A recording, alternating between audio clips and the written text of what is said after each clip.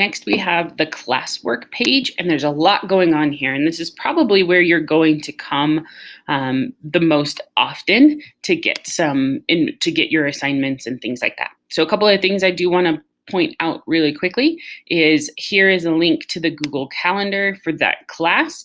So you would be able to see things that are coming up. So I can change this to the month view, and I might be able to see some things.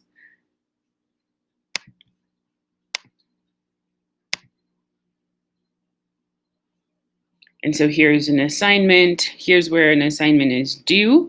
And it is color coded by the class. And the way that the class is coded is based on the picture that's posted on the stream page, the banner.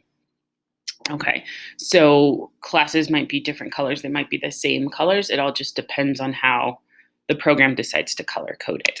But you can decide, hey, I already have a color that's this orange color. And we'll go over this again when we hit calendar, but I want to change it to be purple on my calendar. You can change that. You can't change it in Classroom. Okay, so this will give you some information about when when assignments are due. And if you have the Google Calendar on your phone or on a device that you use often, that you check often, those will pop up for you, and you can set notifications and reminders as a way to help you get organized. Okay. The other option, the other thing I want to point out here is a class drive folder. So this is in Google Drive, and it creates a folder, and within that, it's going to be all of your work.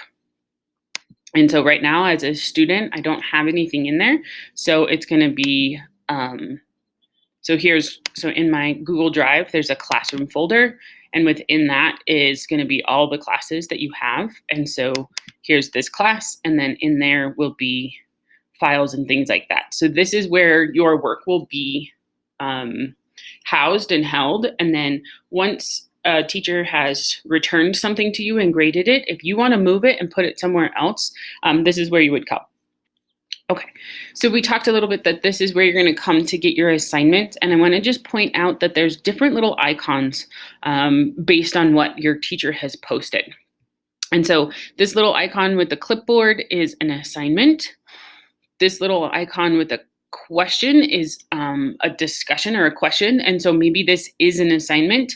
If it has a due date or something like that, you might want to take a look at it. It might have some more instructions for you. Or it might just be a question. So definitely take a look into those and see what your teacher is expecting or looking for from you. And then the other option that teachers have to post on this is called a materials page. And so it's going to be grayed out. And that is just maybe a resource for you of some sort, or that's going to be the instructions for the day. So however your teacher is going to organize their classroom, but that is what that materials page piece looks like, attachment looks like. And as you can see down the right side of these have the due dates for when everything is due. And then this one, because it's a material, it's not going to be an assignment, it's not going to have a due date, so it just tells you when it was posted. These do have due dates. I have a couple samples in here of something that does not have a due date. So as a teacher, maybe the teacher forgot, so you might want to check in if that's not normal. Sometimes I will do this when I'm just like, hey guys, this is something that needs to be done, or it's there for you to use, but you don't have to turn it in. It's not something that I'm looking for, or it's just something to do at some point. And your teacher might organize assignments by topic. And so in here, I have this because this is just a sample classroom with different types of assignments. So that's how I have this one organized. In my class, I do organize them by units. And so those will be my topics. So that's what's going to come up. I have also done it where it's been like classroom and homework stuff, and then also tests and essays.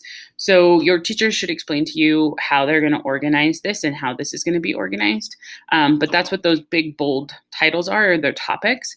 And you can also just sort by a topic. So if you know you're looking for something in a unit or a certain week, or if you're just looking for a test and that's how your teacher has it organized, you can certainly narrow your search, and then that gives you a little bit less to weed through by sorting through all of these. And then you can just go back and see everything.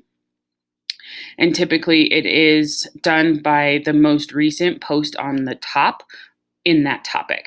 And this question here, when I posted it, I didn't assign it to a topic. So it's just sitting out here floating without one. And that's why it's up at the top.